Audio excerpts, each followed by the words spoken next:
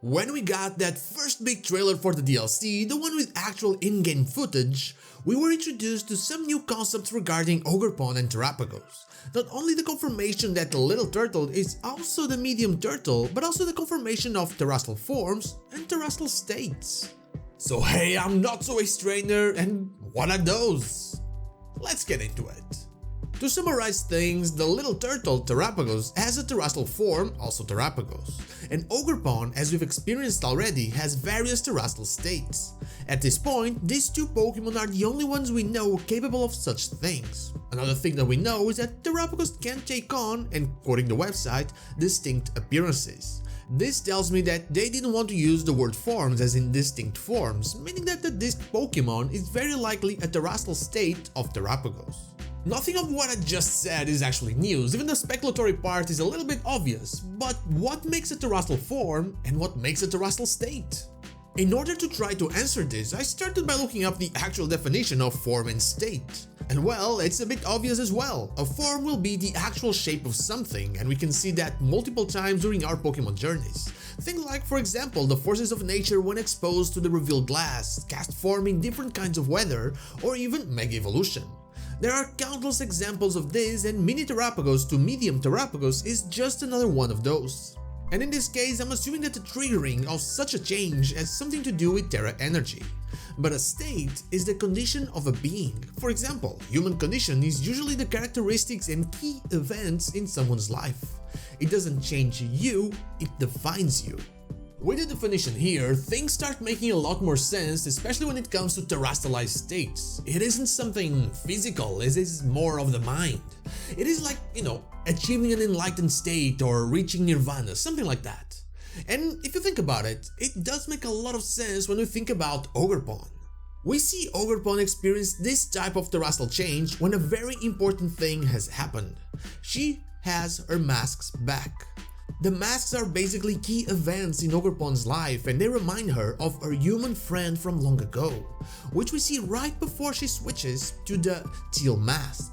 Not only that, but in between rounds, every time we take one mask down, more memories, key memories, now of us adventuring together, flash through our mind. So, Ogrepon's life experiences, her memories, when in contact with the Terra crystals in the Terra masks, likely triggered this new state of being. The Pokemon doesn't really change, but something else changes. And with this in mind, we can see this happening to some other Pokemon. Terapagos is one that is very likely confirmed, like I said, and maybe that strange thing we see when we look at the disc Pokemon is a mix of two things. The 19th Terra type, as we can see from the crown, and the terrestrialized state, as we can see from the giant sphere beneath it. That maybe being the item that changes just like Ogrepon's masks. Basically, Terapagos looks kinda the same as its terrestrial form, with some added details. Really big details, but still details. Now, I won't even begin to try and speculate what could trigger such a giant thing, but if Terapagos truly has access to a dream world or a place where all dreams exist and all that, maybe it's simply triggered by powerful emotions. Maybe what he felt when he saw that Pokemon for the first time was exactly that, and hence, he saw the disc Pokemon. But there are two other Pokemon that actually fit this category, this train of thought very well. Our right Pokemon, Koraidon and Miraidon, are the other two Pokemon that seem to meet all the requirements for this to take place. They were brought from the quote-unquote time machine by Professor Sada and Turo, and both experienced a life with them and Arvan. Then, when things went wrong, they also experienced grief by losing the professor, as well as fear, something we see when the other Koraidon or Miraidon show up. And, obviously, they experienced the same thing Ogrepon did, but to a higher degree, as they, when Indigo this happens, will have adventured with us through Paldea and Kitakami already. Oh, and they can't be released, boxed or transferred for obvious reasons. This is why I believe they will be the only ones, apart from Terapagos and Ogrepon of course, that will reach the terrestrial state. No other Pokemon fits these requirements, at least the requirements I think will be necessary to reach the terrestrial state. Not even our starter if you think about it, you can simply box it up in the beginning and never even look at it. But that leaves us with terrestrial forms, and as for that, I don't see any being a thing. I believe that, as they didn't have any terrestrial forms for the lousy 3, which would be a great way to do it, they won't do any terraforms. They could have them as their original weaker versions and have them be permanently turned into their current forms by the Peach Pokemon, calling that their terrestrial forms. But yeah, since they didn't use that chance, I don't see it happening. At least not in a huge general way, and that includes no Charizard and no Pikachu.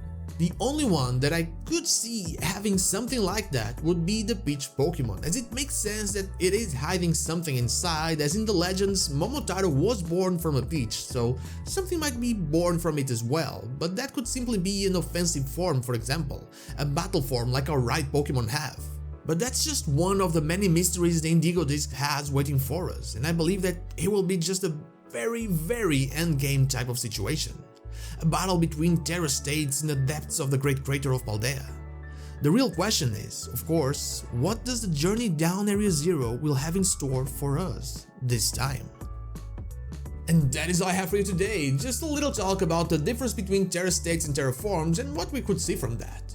But what about you? Do you believe we will see terraforms? Let me know in the comments down below. And now, like the video if you like it, dislike if you don't, and don't forget to subscribe to the channel for more Pokemon content and also ring the bell so you know when the next video is out. You can follow me on social media and Twitch, I stream there Wednesday to Friday. For now, all the links will be in the description. Thank you so much for watching, and I'll see you all on the next one.